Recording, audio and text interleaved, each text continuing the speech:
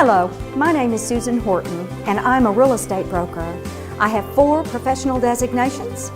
I've been awarded Realtor of the Year from 3 different organizations, and I currently sit on the Board of Directors for the Austin Board of Realtors and the Texas Association of Realtors.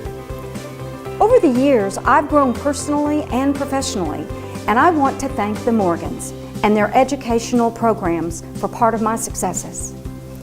They've grown over the years as well, from the Austin Institute of Real Estate to the Real Estate Business School, which more accurately describes who they are and what they do.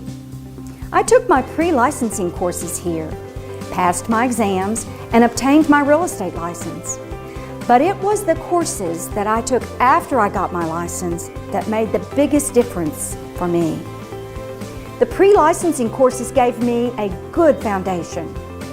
But to be successful in real estate, we need to know more. My clients expect me to know the business of real estate, and that requires a business education.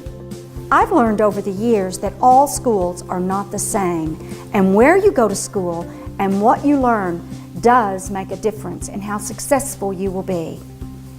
That is why I gladly endorse and recommend the Real Estate Business School.